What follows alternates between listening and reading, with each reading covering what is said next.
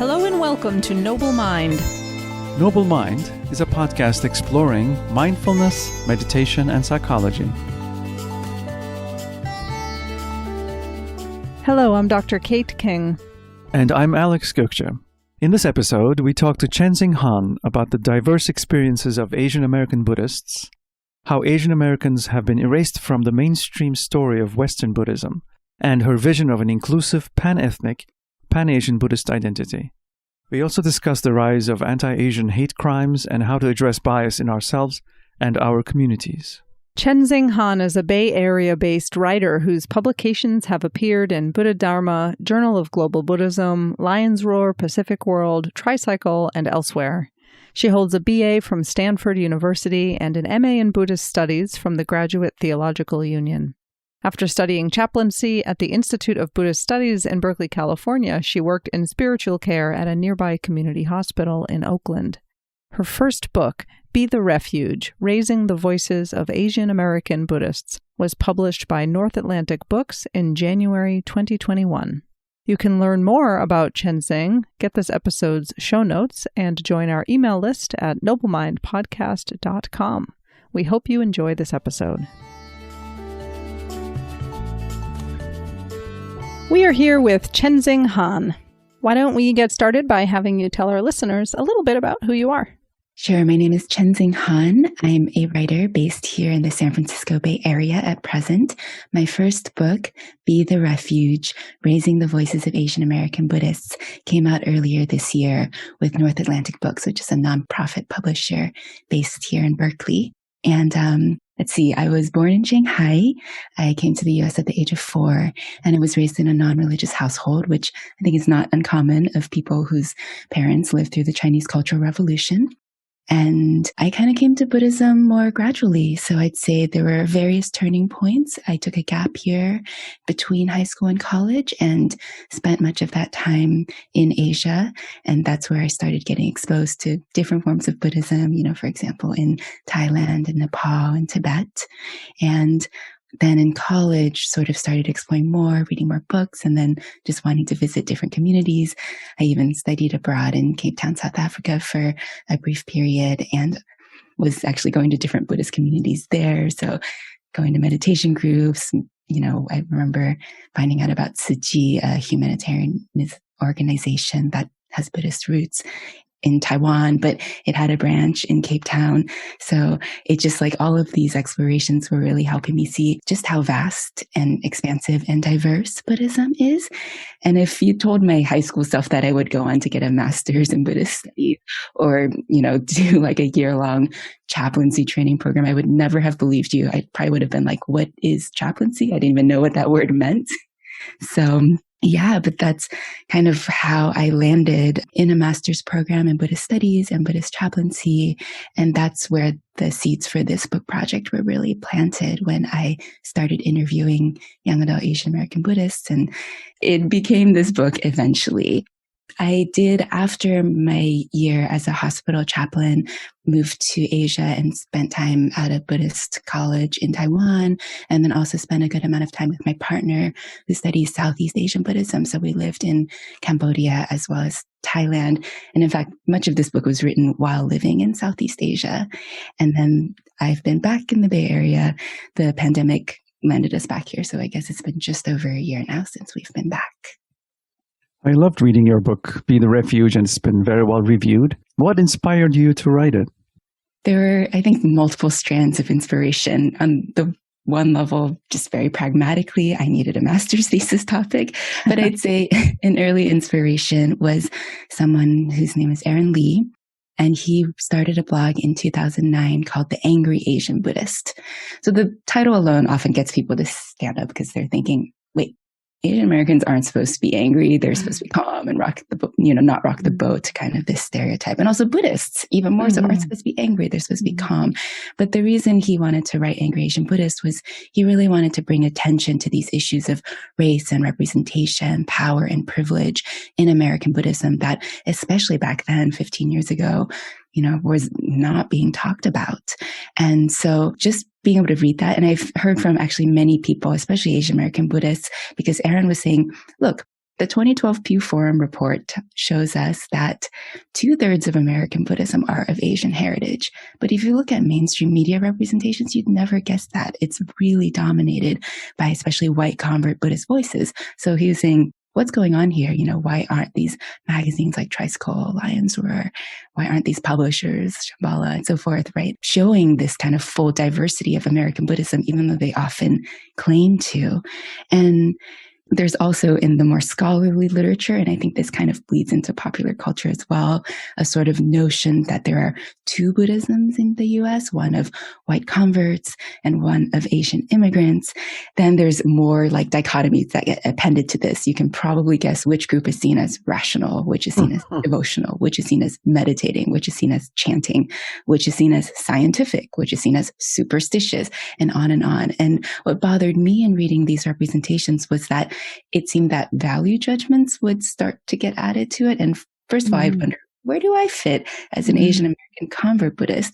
But even beyond that, this is a typology that racializes religious behaviors, which is just very strange. This is a typology that leaves out our Black and Latinx and Native American and mixed race friends.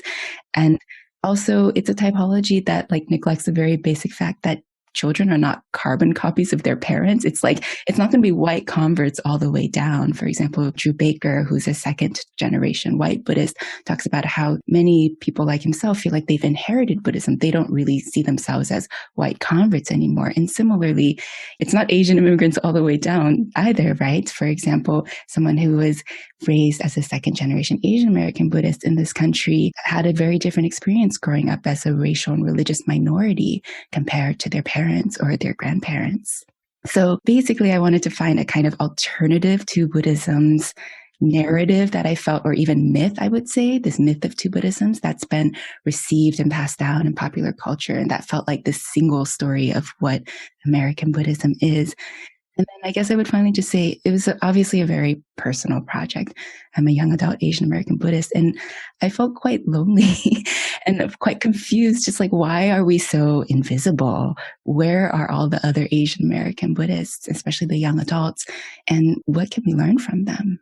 Yeah, I was thinking about this two Buddhisms narrative that you unpack in the book, and I was thinking my own experience and, checking the white convert box for myself. The narrative, I'm not even sure the two Buddhisms narrative is completely seen, that there's sort of quote, American white Buddhism, which is how it tends to be shown in the media and how a lot of people experience it. And then there's just invisibility, right? So even just thinking of two Buddhisms felt like that's helpful.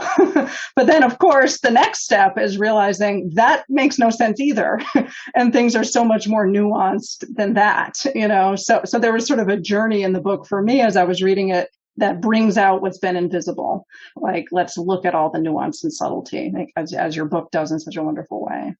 Yeah, I appreciate you mentioning that, Kate. It's sort of moving from one Buddhism, or not collapsing American Buddhism into just white convert Buddhism. And in some ways, you could think of two Buddhisms. Yeah, maybe it's an improvement, but I think two Buddhisms, right, also is just a stepping stone. And maybe the two Buddhisms narrative also kind of just comes out of the white convert. I often think of Asian Americans are not meant to be a superstitious foil against which white convert Buddhism can feel superior, for example. So trying to move us towards thinking about really holding all those nuances, it's very hard, right? The many, many Buddhisms that exist in this country.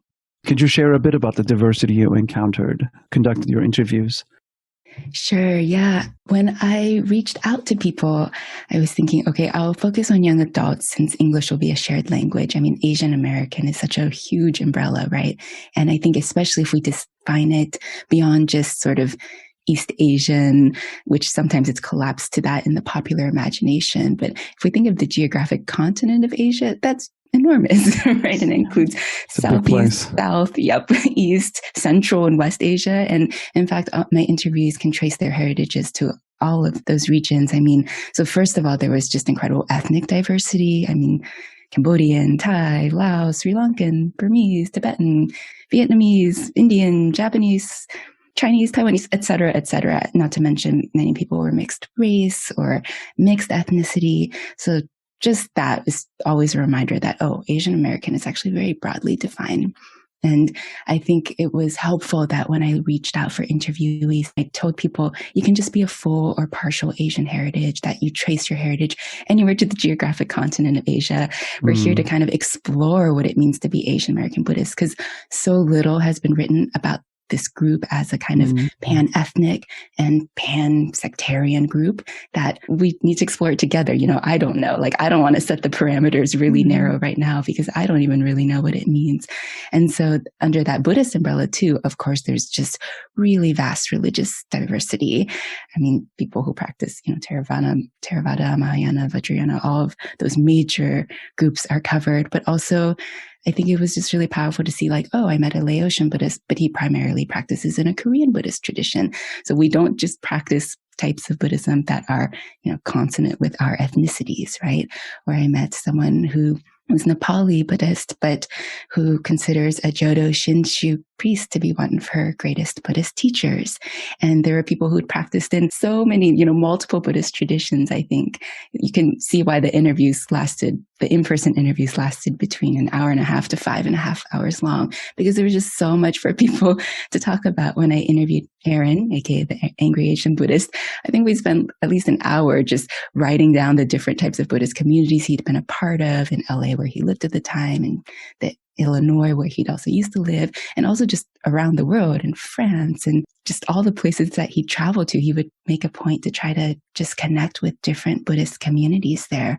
So there's this ethnic diversity, there's this religious diversity, and then I would also say there's a really vast diversity of viewpoints. And as part of my interviews, I'd have people respond to certain quotes about Asian American Buddhists that are seen in the media, for example. And it was just fascinating. I could never really predict how people would react. I mean, even if we just take Angry Asian Buddhist as an example, many people hadn't heard of it. And some people thought oh, right on. This is the voice I've been looking for in American Buddhism, that I see this as a skillful means to kind of raise these issues. And some people say that's not right. We don't valorize anger in Buddhism. So I actually am kind of offended by this title. And I think that is also just really important to remember. It's not a monolithic group. I mean, like any big group, it's obviously not monolithic, but I think the ways that we're talked about can often feel very reductionist. And so it kind of just blew my mind to see how diverse people were. I could never really predict what they were going to tell me during an interview. And in that way, I see it as a lot like chaplaincy work or spiritual care work. In the hospital, I can walk into that room and sure, my senses might tell me a few things about who they are, what their religion is, but I'm going to have notions of what it means that they're, Black and Buddhist. And then I'm going to walk into the room and those notions will have to fly out the window in the face of a real life human being with a complex history and a complex spiritual journey. And perhaps one more thing I should add is around generations, since that was a really important concept in my book. So for Asian Americans, I think there's often a way in which we talk about our immigrant generations, like first generation, second generation immigrant, third generation, which I've always found a little curious. Those could equally apply to white Buddhists or Black Buddhists, actually. I mean, I think it's different for people who trace their heritage back to, enslaved ancestors. But for example, for Black Buddhists who've immigrated to this country, or Black people who've immigrated. So anyway, I was trying to think beyond what are other ways we can talk about generation. And certainly one is just historical generation. I think a lot of the white convert Buddhists that are more visible are of the baby boomer generation. But for my project, it was more people who are Gen X, who are millennials like myself. I think already we need a new book soon on Gen Z Buddhists, right? There's all these sort of historical generations as well. And then there is this idea of what generation American Buddhist are you? And this is actually an idea that came from one of my interviewees by the name of Noel. And he grew up Catholic. He's Filipino. And he came to Buddhism, kind of like me as a young adult. It was just I'd never really thought to use generation in this sense. So he called himself a first gen Buddhist, because he's the first generation in his family to be Buddhist in America. And then he's in LA, very diverse Buddhist city in a way. Some would say LA is the most diverse Buddhist city in the world. So he has friends, right, who are maybe like Cambodian or Vietnamese or who grew up Buddhists, kind of a second generation Buddhist. Their parents immigrated to this country as Buddhists. So he's like, there are my second gen Buddhist friends.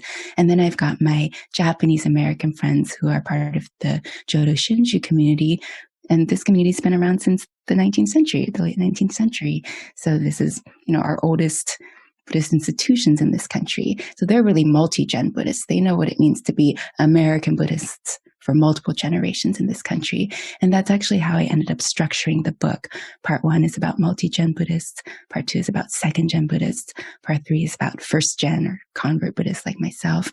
And then finally, part 4 is weaving together the voices from the 3 previous sections and really looking more at these issues of, again, like race, representation, power, and privilege. And the way I titled the parts is also very deliberate. They're called trailblazers, bridge builders, integrators, and refuge makers. And those titles are kind of a direct response to some of the stereotypes that I would see about Asian American Buddhists as Oriental monks or superstitious immigrants, or to use a provocative term by the Angry Asian Buddhist, banana Buddhist, where banana is obviously a racial slur for Asians who are yellow on the outside but white on the inside. And this is kind of pointing out, if you say to someone, oh, she's an Asian American, she's in a predominantly white convert community, it's kind of like she's a white convert, just happens to look Asian on the outside. That's very offensive because it just neglects the ways that we're very deeply shaped and informed by culture. And when I say we here, I actually mean all people, right? Not just Asian Americans, but all of us are very deeply shaped by multiple cultures. I wonder if we could go in a little bit more depth into each of these sort of groups that you started to shape together. Sure, yeah. I think it's interesting to think about. So each part has 3 chapters devoted to it. So it might be helpful even just to say what the 3 chapters are. So within the Trailblazers section, there's a chapter on erasure, a chapter on belonging, and a chapter on lineage. And the erasure portion kind of begins with, I find it very curious that this community has been around for so long, but is often very invisible in the broader mediascape, even though, I think we can look to them as American Buddhists who've been Buddhists for generations and have survived the incarceration of Japanese Americans during World War II and have persevered in what has often been a very white Christian dominated, arguably still is, society. And I talk about some of the stories actually of belonging that really struck me from this group, of belonging to an institution with such deep roots and how they grapple with what does it mean to be Japanese American, but also to be Buddhist, in other words, to be from a tradition that's trying to include people of all backgrounds. And so it's a community that's really diversifying. Japanese Americans among Asian American groups are actually racially diversifying very quickly. And so there's kind of a grappling with how to honor these sort of ethnic or culturally specific roots, but create a sense of belonging for people from different backgrounds. And then in part 2, Bridge Builders, I titled it that because I really saw how second generation Asian American Buddhists had to do so much in terms of bridging these sort of linguistic and cultural and religious gaps with their parents or their grandparents, while at the same time sometimes facing discrimination at school from peers, kind of on a more horizontal level. And being puzzled, again, like why, if white convert Buddhists who are meditators are the voice or the sort of stamp of authority of Buddhism, there could be a sense of even shame or insecurity. Is the type of more quote unquote cultural Buddhism I grew up with inferior? And so I think I could see a lot of grappling with that. So the 3 chapters there are gaps, reclamation, and compassion. And so the reclamation part that I talk about is how they, through kind of exploring different Buddhist and even non-Buddhist communities, sort of reclaim and assert a Buddhist identity of their own that still honors that of their parents, of their families. And compassion is a big piece of that, of trying to compassionately understand, oh, this is how I came to be second-gen Buddhist. These are the challenges I face, but my parents might have faced a different set of challenges. So all of these really came from just like listening to these interviews over and over. There were 26 in-person interviews and 63 email interviews. So also just reading the interviews over and over and trying to find common themes, common threads. And then finally, for the integrator section, I think the challenge for those of us who weren't raised Buddhist at all, and so there's sort of like, where do we enter? There's just such a vast diversity of Buddhist forms, but sometimes in predominantly white convert spaces, obviously, it can feel like again, a kind of erasure, or even sometimes in these spaces when there are BIPOC groups, but when race is only talked about in a kind of black-white binary, again, Asians, because we're so diverse, it can be really hard to understand where do we fit into all of this. And so I titled those 3 chapters, Tension, Affinity, and Roots. So part of the tension chapter is just grappling with even just the discomfort around being called convert Buddhists, because it doesn't feel like there was one dramatic conversion moment, right? There's a sort of Christian almost bias to that term, but also the association of convert with white convert Buddhists actually, I think, made a lot of people kind of uncomfortable with identifying with that term. And so affinity is a different way of framing to sort of think about the different affinities we have with different forms of Buddhism. And I mentioned roots because there's a way in which I think there is a lot of interest in respecting and exploring the Asian roots of Buddhism, knowing that vast majority of Buddhists in the world still practice in Asia, but also just honoring that kind of transmission to the US. And so it's not necessarily like culturally specific roots. Like, I don't practice Chinese Buddhism, though I'm a Chinese American. I mean, I have practiced in those communities, but my Buddhism is also so informed by Cambodian, Thai, Americans, by so many different communities. And so I really think there is something to be said about a broader umbrella of Asian American Buddhism, which is actually quite remarkable, that perhaps in Asia it would be harder for people of all of these different ethnic backgrounds to come together. But I think in the US, we're put side by side in a way, we're racialized and lumped into the same group, which has its detriments, but I think it can also have its benefits as we start to just compare stories and see there's points of resonance and also, of course, points of difference. So the 3 chapters in part 4 called Refuge Makers are anger, privilege, and solidarity. And yeah, let's see here. I mean, there's so much contained. These are the longest chapters in the book of this weaving together of different voices. So I wanted to make sure that the previous 3 parts didn't, feel like mutually exclusive categories. If we just think about Aaron Lee, the Angry Asian Buddhist, he's woven throughout all 3 parts because he was half Jewish, half Toisanese American.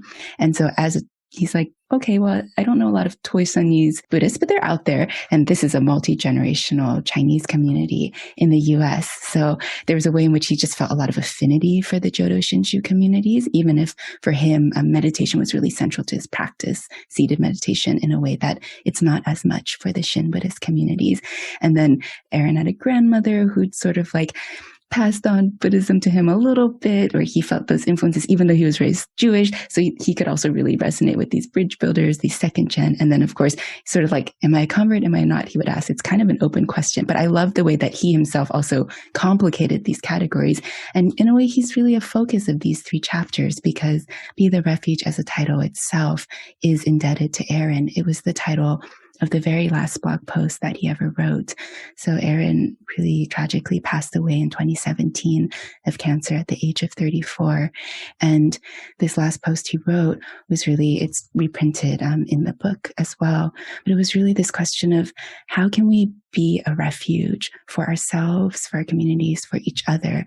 For him in the hospital, it was simple things like using mindfulness and metta, loving kindness, meditation practice, simple things like just thanking the people who were coming to take care of him or to clean his room in the hospital.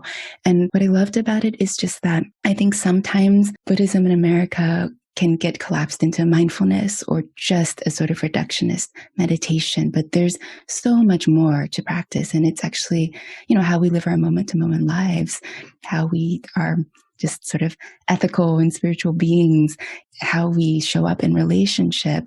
These are all parts of our Buddhist practice. These are all ways we can create refuge. And I just love that sort of creativity and expansiveness. So I've joked that, the title isn't Go Meditate Now, which can be a wonderful thing to do, but it's really Be the Refuge in whatever ways that you think, right? If that means cooking for people, if that means, it could mean so many different things. And so Refuge Makers is kind of a celebration, I think, of the creative ways that people are trying, in the context of being both racially and religiously marginalized in this country, to create spaces of our own, to create spaces of connection, and also to really reach beyond Asian American Buddhists in solidarity with BIPOC Buddhist friends and solidarity with white Buddhists. I mean, one really striking example of the erasure of Asian American Buddhists is the story about Twerko of Peace in Tricycle, and then Imamura's response letter and how that worked out. So Tricycle, I think probably many listeners know, is a major Buddhist magazine. But back in 1991, it was 30 years ago or so, right? 31 years ago. They were just starting out. And Helen Twerkoff wrote, by way of introducing that volume, a sentence that kind of continues to reverberate. And I imagine that she didn't intend for this to be harmful, but she had written, essentially, Asian American Buddhists have not figured prominently in the development of something called American Buddhism. And then she invited people to write responses. And someone who wrote a response was Reverend Ryo Imamura, who was a Jodo Shinshu priest. And he wrote back a rebuttal, kind of saying, no, it was my grandparents and it was my ancestors who brought Buddhism to this country, who practiced Buddhism in this face of bigotry and intolerance, who opened our doors also to white Buddhists of other backgrounds, who helped them start new centers when they didn't feel comfortable in our centers, and so on. So it's a very powerful letter. I think that it published it's in my book in its entirety. And I think that this might be the first time it's been published in book form. So at the time, Reverend Imamura asked Tricycle to publish the letter in its entirety if they were going to publish it, i.e. not to just pick and choose. And they never published it. And in fact, Gary Snyder, who was on the board of Tricycle at the time, resigned from the board in protest. So if we talk about erasure, that's a really obvious form of erasure. It wasn't until a quarter century later that my friend and colleague Funi Xu helped to get this, at least on the internet, in its full form through the Buddhist Peace Fellowship. So it's also available online freely for people who want to read the letter. And in my book, I talk about my own responses, and how we may not agree anymore a quarter century later with everything he said, but I just thought it was such an act of courage for Reverend Imamura to write that letter. The fact that it still resonates to this day. I just did a book event where I read that letter out loud and could just see the impact it had on people, I think is incredibly powerful. And I think it's also just important to hold this within a broader historical context of erasure, from the very beginning of Chinese immigrants, Japanese immigrants who brought Buddhism to this country, and their temple is being vandalized, their temple is being burned, right? And now we see that even happening today, the vandalization of temples, of Buddhist temples, arson. I mean, I think of the internment period again, the incarceration of more than 120,000 Japanese Americans, how the Buddhist priests were the first to be arrested and placed into these incarceration camps, but literally erased from the fabric of American society and just disappeared. I mean, talk about that kind of erasure. And then I think also the microaggressions are a form of erasure that can add up. Primarily white convert community, and someone says American Buddhism began in the 60s and 70s because white converts studied from Asian masters. It's just like the erasure of 100 plus years of history. So many people. It's really painful to hear messages like that. And again, there may not have been a malicious intent, but I think this is a reminder of how we need to just understand, come from a place of respect and humility, and also curiosity of probably what I know about Buddhism is just a small piece. There's a lot more out there. How can we learn about, a lot more that's out there? And yeah, I would say also, I think now things are better, but in the past when people were, and I think you still hear this rhetoric now, but when people say no, talking about race is divisive and we shouldn't be talking about these issues at all, this is all illusory. Obviously that's very damaging, not just to Asian Americans, but arguably all Americans, but especially those who disproportionately just suffer because of the ways that we're racialized in this country. And then I think for Asian Americans specifically, I think I touched on this earlier, but when there are, for example, BIPOC groups, or when race is being discussed, but only along a white-black binary, then Asian Americans are just again feel kind of erased. How do we fit into this narrative? Do we not matter? And I think also when we think about Latinx or Native American, we can't think in these kinds of binaries anymore because it's just too simplistic, and it just, I think, erases too many of us. As I started reading your book, I started to have this experience this is going to fill in a lot of gaps I didn't even know were there for me. So I sort of slowed down at the beginning and tried to just do some reflection of okay, well, what, having embarrassingly not thought a lot about this, what are my assumptions? Where do I think Buddhism in America came from? what comes to mind is like charismatic teachers came and taught white college students, in the 60s, that kind of narrative, or the Beat Generation and people like Gary Snyder. That's the sort of background assumption. And I'm thinking, okay, I think that's wrong, but that's what's around. That's the narrative that gets told in white spaces. So for me, this was just super educational.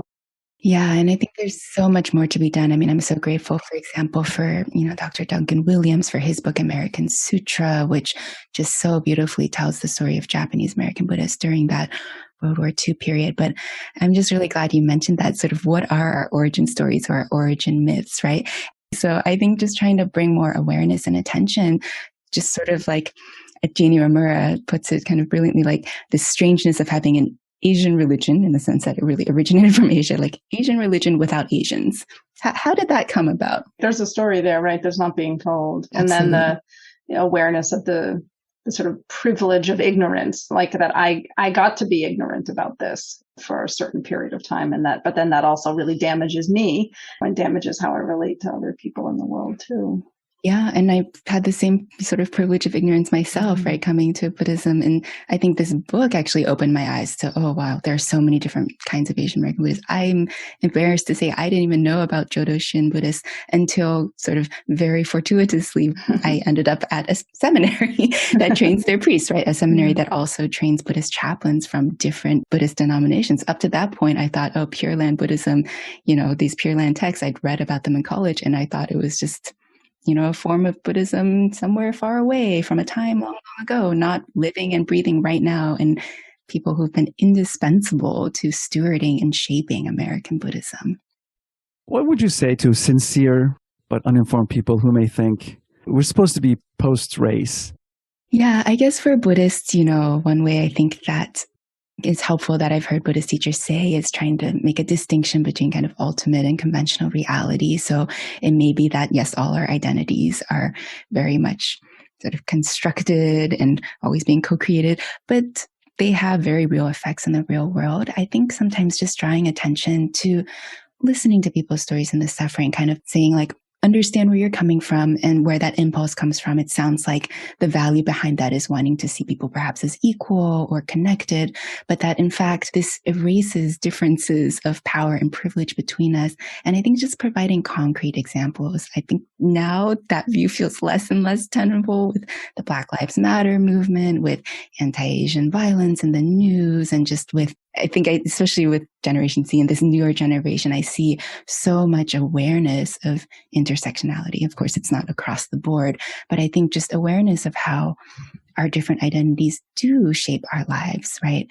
About what I think Audre Lorde would call it, the generative power of difference. I think that is really powerful. And so to remember that even if the intention behind kind of we're all the same could be a positive one, the actual impact can actually be quite harmful, because then we're ignoring real disparities that cause real suffering in people's lives. And I think for Buddhists, that's something people can understand, like, oh, I don't want to perpetuate suffering. I want to alleviate suffering. And so I think framing it, I think it depends on the person, but really trying to understand where their values are coming from, and then maybe invite them to think into some new ways of thinking or framing that is still built on the same foundation of shared values, but perhaps just, thinking about something in a slightly different way. If it's coming from a Buddhist, it's maybe that type of question is leading with a view of emptiness or non-self, that kind of thing. But then it's sort of leaving the compassion piece by the wayside. Absolutely. I was also really surprised to read the negative reactions that the Angry Buddhist blog got. Yeah, I think it's important to remember that's out there. I think this kind of ties again to some stereotype that Buddhism is always peaceful and calm. And in fact, if we just look at the reality, we're human. The seeds of violence and aggression are in all of us and can come out in different ways, especially when people feel threatened. And GLAG right now has done some research on like alt-right Buddhists and white supremacist Buddhists. So that exists. And I think that even though it's shocking, and even if we may want to say, oh, they're not Buddhist, or, oh, let's just ignore them. Or I think there's actually an importance of like seeing that clearly and seeing that that exists, trying to understand what are the causes and conditions that have brought this to light, and understanding they're also making a claim to Buddhism, which is kind of scary, right? For many of us. So I think there's a piece in which maybe I'm not surprised, and maybe many of my interviewees wouldn't be surprised. In fact, that very surprise is interesting. I remember one of my interviewees saying she grew up Hindu and connected with Buddhism as a young adult and just had a more transnational perspective. For example, my Sri Lankan American Buddhist interviewees raised concerns about Sinhalese nationalism, Buddhist nationalism, the ways that Buddhism can be used actually to perpetuate violence. And I think because they could take this broader view, they weren't as apt to romanticize Buddhism as a certain thing. And actually, I think that's really important to take a more realistic look. The book is kind of about, we neither want to be like put on some kind of pedestal, nor do we want to be denigrated, but really like seen as human. We're all really complex human beings. How do we talk about these issues? The reality is, yeah, there are people who don't want to talk about race, who are going to get very angry. And in a very polarized time in this country, I think it's very difficult, but at the very least, trying to understand where they're coming from, even if maybe having a dialogue is too much. I know, for example, Kazu Haga, who has the beautiful book, Healing Resistance, on nonviolent resistance. I think he doesn't identify as Buddhist, although he has a strong meditation practice. And he talks about having a practice of just reading news and articles and people who have a very different perspective that he does. And I really admire that, because I think even I myself find that really challenging. But I think in this time when social media kind of like narrows what we can read, and we very easily get trapped in these bubbles, remembering to try to like go outside those bubbles and see different, challenging, uncomfortable viewpoints.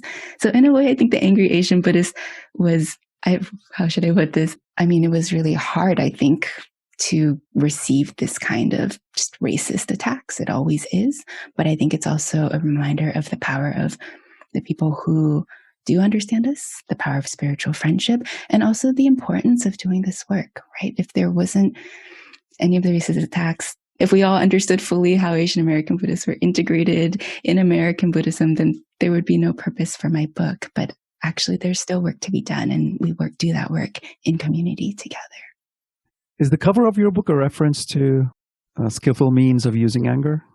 That's a great question. I think it can be interpreted many different ways. Yeah, I'm so grateful to the designer Jess Morphew, who I had some like very general ideas, but I really do love that as interpretation. Someone pointed out it really looks like a chintamani, a wish-granting jewel. I had someone say, when I see this cover, I see who I want to become, which just really moved me.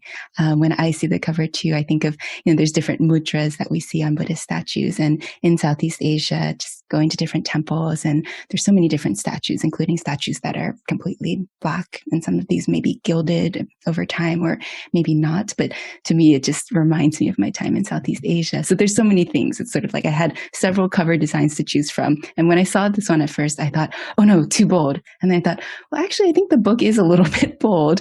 And it also makes me think of like the Zen expression, how Zen is passed on warm hand to warm hand. So yes, I hope that the cover sparks different ideas for different people. And I guess it sparks different conversations for different people. It's a very evocative image of the hand with the flame in the palm.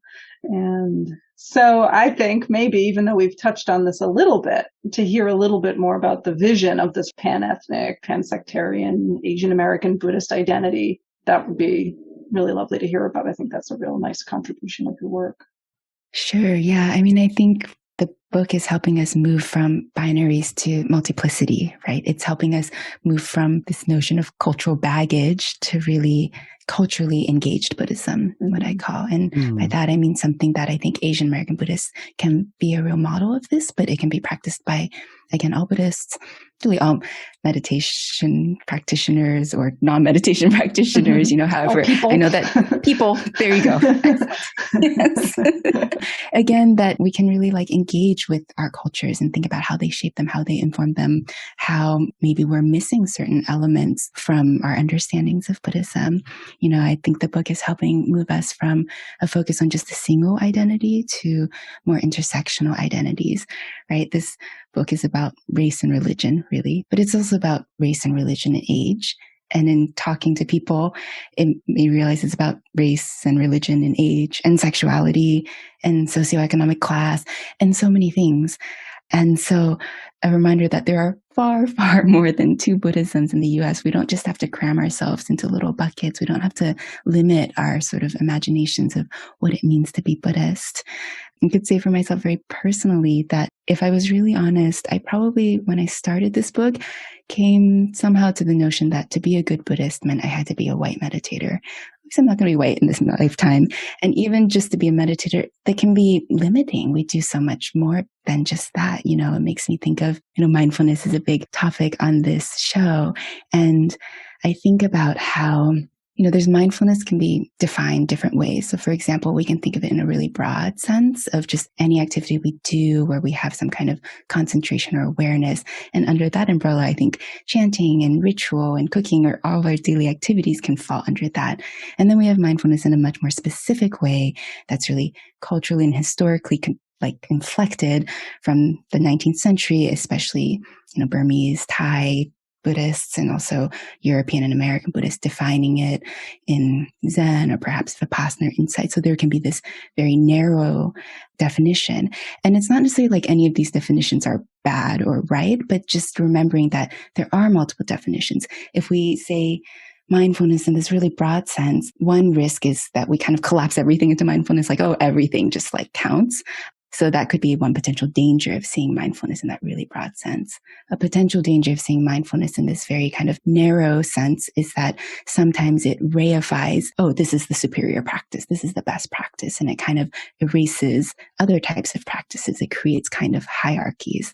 So I guess the vision of a pan-ethnic, pan-sectarian Asian American Buddhist identity is, not an identity we have to cling very hard to, right? But I call it, it's kind of an identity in the making. It's itself perhaps a skillful means, but I hope it's a source for us, again, just to connect, to explore, to try to not erase, but to kind of invite more stories, invite more perspectives.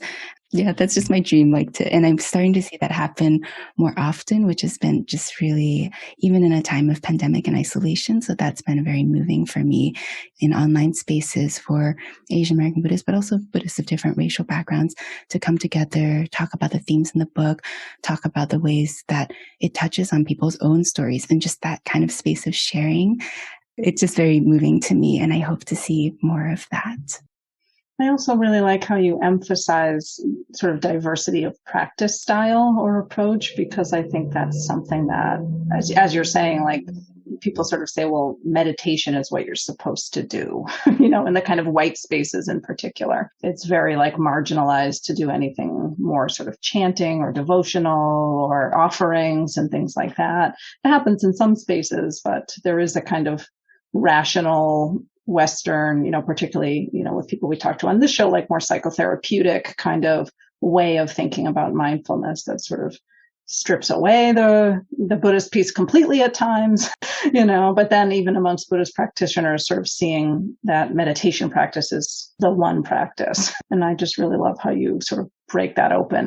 Well, one question was around what you might recommend, for our Asian American Buddhist listeners, particularly since your book was more focused on the sort of millennial Gen X kind of crowd, but really anyone who sort of feels connected to this, what might help them as they're navigating their spiritual journeys, things you wish you knew, things you gleaned from your interviews that might be helpful to them.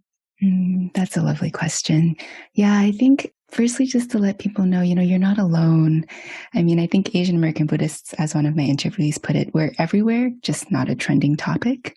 But I think, to the degree that it feels safe and comfortable, kind of come out more about Buddhism, about the importance of Buddhism in your life. You might be surprised to find who else shares your identity or different strands of your story. I think of in my book how one person had a longtime friend and then didn't realize her friend was also Asian American, a different ethnicity, was Buddhist until they went to buy fruit together. And then her friend said, oh, wait, they went to home. And then friends oh, before we eat it, we need to put it on the Buddhist altar to offer it. And that was just a moment. It's oh my gosh, there's actually a lot of us out there.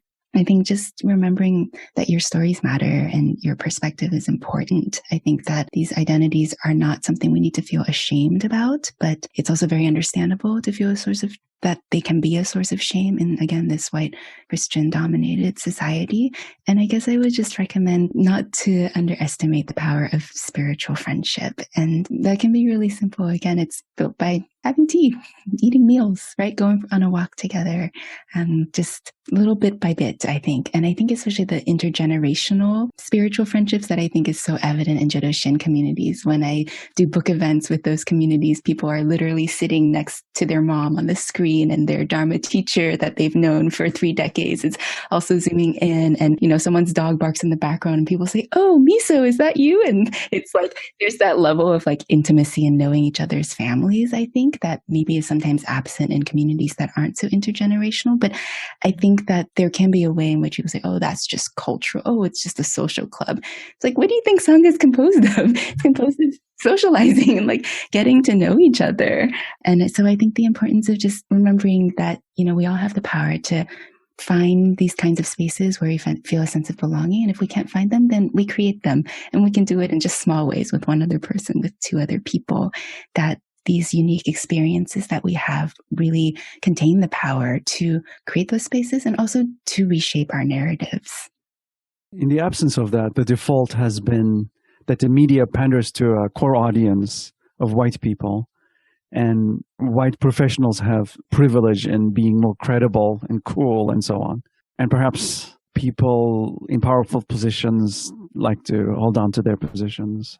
Yeah, I think it's important to remember that just publishing writ large in America is 80 to 90% white, all the gatekeepers of publishing. So Buddhist publishing is no exception. So I think that there are many Buddhist voices we're not hearing from, particularly by people of color and marginalized communities, or I'd say, Buddhist books that aren't so focused on mindfulness and meditation. It's like something that I guess sometimes keeps me up at night thinking of all the voices we're not hearing from. And I write about this in my own book, but it was quite a struggle to get this book published as well. I don't think that's coincidental, as a layperson, as a young Asian American Buddhist. It was just a voice that hasn't been heard before and that isn't usually vested with a lot of authority, credibility. And if we say we're already post-racial, let's not pay attention to race, then we're leaving these dynamics in place. So things aren't going to improve on their own. You also point out that there has to be accountability instead of saying, well, we're all accountable, which makes it none of us is accountable, really. Yeah, I think that accountability piece is sort of, I do think about, maybe this is kind of Buddhist, but I think about the different kind of incredible causes and conditions that led me here to today. And I think everyone has those sort of like, how did you get to where you are? And what are your strengths? Where do you feel you can do a piece of this work? We don't have to do all the work ourselves. We do it in community. Again, we take our little piece and we hopefully get, it can be very exhausting work. And so just remembering to rest and remembering to rejuvenate and remembering this work takes generations. I remember one of my interviewees as a Buddhist monastic saying, this work takes kalpas, this idea that it takes ages and ages. This doesn't mean we get to be complacent. We have to do what we can for this age and for the next generation. We do our part. But, we don't have to be the superheroes who do it all, like the one single individual hero, right? I think if anything, that's a myth that kind of can be very damaging and exhausts us, but rather to do the work, again, just together and joyfully as much as possible. And when it starts to feel too much, then it's a sign that it's time to rest. And that I've really felt, especially in light of, after the Atlanta shootings and in the face of anti-Asian violence, there's been a lot of heaviness in our communities. And I myself have had to just rest so much more than I thought I would have to do and just lean into friendship, lean into time in nature, lean into what gives me a sense of nourishment in life. In this particular time, at this particular moment, there seems to be, a critical mass of awareness around the hate crimes that Asian Americans are experiencing and have been experiencing, particularly at a higher rate since the pandemic started. But it feels like somehow people have started paying attention now in a way that they weren't at the start of the pandemic, a bit more, at least in the broad media. So just any thoughts you have, in your own thinking and feeling about it, or, from your work as a chaplain, any insights you'd like to share to help people sort of cope and work through this?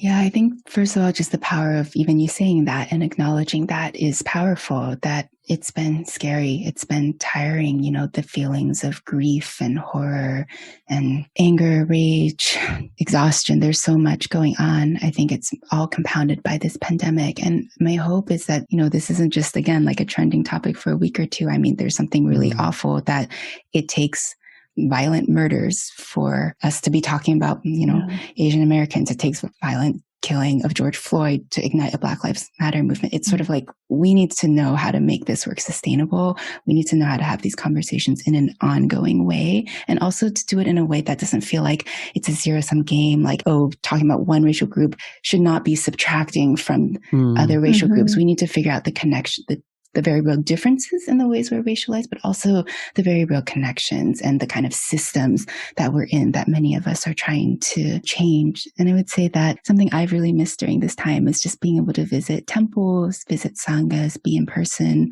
with people. A few weeks ago, it was before the Atlanta shootings, actually. So maybe a month ago now, my husband and I, after more than a year kind of in this almost lockdown situation, were able to briefly visit a couple of temples in San Francisco, one a Chinese diasporic temple and one a Thai Buddhist temple. And the reason we went to the Thai Buddhist temple was because we saw the New York Times article about Konwicha Ratanapakdi, the 84-year-old Thai man who was attacked and killed. And the photo showed his daughter holding her father's portrait in front of an altar. And my husband said, "Oh, I've been to that temple many times. It's this unassuming house in San Francisco where a few monks live, and it serves a broad community, not just of Thai Americans, but Laotian and Cambodian Americans as well." And just to go there and bow at the altar, it was so nourishing, and it just made me realize how important that is, how important ritual is. And on that point, I've been talking with a lot of people about just the need to create spaces to grieve and to share and just to be where we are, hold each other in community. And I've been working with Duncan Williams and Puni Shu on planning a National Buddhist Memorial Ceremony for Asian American ancestors on May 4th. So that's Tuesday, and it's exactly 49 days after the Atlanta shootings. In many Buddhist traditions, 49 days is just a really important turning point for the grieving journey, I think, of those of us who have been left behind, for rebirth, for those who believe in that. And it'll be at 4 p.m. Pacific time, 7 p.m. Eastern time. It will bring together Buddhists of not just Pan-Asian, but of all racial backgrounds. And it will be live streamed from Higashi Honganji Temple in Los Angeles, which was vandalized earlier this year. That sounds like a wonderful opportunity to start this process. Yeah, we'll be sure to share about that event and all the other resources for the show on our show notes page. Thank you. You've mentioned some of the microaggressions and things you've experienced when coming to white convert communities. As a member and a leader of such a community myself, I've felt really uncomfortable with the sort of homogeneity in our community, and feel like we have a lot to learn, and just wonder if you have any thoughts or ideas about how to create a space that feels welcoming and inclusive and integrated. And yeah, I mean, I think always it's helpful to just name some of the assumptions that might come up if I focus specifically on Asian American Buddhists. And they're not necessarily harmful, but there can be an assumption of homogeneity when we think about these assumptions, like, oh, here's an Asian looking person who walked through the door. They were probably raised Buddhist, or they probably practice with people of their same ethnicity, as in a sort of ethnic enclave, quote unquote, or maybe they're vegetarian, or they speak an Asian language. And I think that it's just important to remember, well, none of those is necessarily the case. And I think actually the inverse is, if a community is predominantly white, I think that trying to unpack what that whiteness is, like what different types of diversity, no space is ever homogenous, I think, when you really start digging and understanding. But also, if there are certain things that feel homogenous, like, socioeconomic class or something, thinking about, well, what are maybe some of the reasons? Like, can we make this more accessible, whether the timing of the event or the duration of the event, or do we offer childcare, or, simple things, right? Like that. And thinking what else for just Asian Americans, regardless of whether they're Buddhist or not, the ways that, even myself in Buddhist communities have been asked, like, where are you really from? Or like, oh, you speak English so well. And I think just an invitation to consider, well, if I don't ask that to like Black people or white people who come to the space, why am I asking those specific questions to people who look Asian? And it, again, may not come from a place of malice at all, but to understand that sometimes those questions can feel like they continue to other us as sort of these perpetual foreigners who can never be fully American. And so sort of to think, like maybe we can ask more deeply, like white people, what is your ancestry? What is your heritage, right? Like not just singling out a specific ethnic group to ask that to, but more broadly. And I think certainly addressing the erasures, I think, when I've seen the denigration of Asian culture, sometimes the rhetoric of like, oh, Asian Buddhism, that's just patriarchal and that's backwards. And it does play out on websites and the ways people speak. And I think speaking up in those moments and inviting people to not perpetuate those kinds of harmful stereotypes, and also to examine American culture, white American culture is far from non-patriarchal. Right? It's sort of like before we're ready to kind of condemn others, to shine a light onto ourselves and our own communities. I've heard of people who've maybe like done an Asian accent when talking about their meditation teacher. And it's sort of like, again, the intention may not have been harmful, may have been kind of joking, but remembering in a context where many Asian Americans feel very disempowered and are not a privileged racial minority, that doesn't always land very well. So I think both naming those moments, being able to stand up, trying to not perpetuate those moments, but we all may make mistakes. That's normal. That's human. So to be able to really apologize and listen, to have spaces where people can share, these are some of the ways that I don't feel as comfortable. Could we try this and that? And I do think, both racial affinity groups and mixed groups are both really helpful. I think, again, just creating a container that has strong norms and people can get to know each other over time, right? Develop a sense of trust and friendship over time. I think well-structured reading groups and discussion groups do the same thing because it gives people kind of a common text to work with as well. And then I think, once again, just kind of like what you did with Alex with your friends, going out and visiting different communities, maybe especially places where you may not feel as comfortable because you are suddenly the racial minority or don't understand the language. And instead of thinking, oh, I don't feel like I'm being welcomed, maybe thinking, oh, wow, this is maybe what it feels like every single day for people who are always a minority, right? And so again, going to those places with a sense of humility and also curiosity, I think those are just some of the ways. And also, I'm just a big fan of like eating together. Can we just have more meals together, especially post-COVID, get to talk and chat, and there's a place for silence meditation, but also a place just to have a more casual kind of hanging out and getting to know each other. This has been wonderful to speak with you. Thank you. Where can people find you, engage with you and your work? Probably the easiest is just my website, www.chenxinghan.com. So ChenXinghan.com. And there's links to articles and, my social media and a contact form. Wonderful. Thank you so much, Chenxing. This is a great conversation. Really appreciate all your work in this area. Thank you so much, Kate and Alex. It's really been a pleasure to talk with both of you. Very good to meet you. Thanks for listening today. If you enjoyed this episode, we hope you'll hit subscribe, leave us a great rating or review, and spread the word. You can also go to noblemindpodcast.com to join our email list. You'll get a weekly behind-the-scenes message, news, announcements, and other special goodies we come up with just for you. Thanks for listening, and bye for now.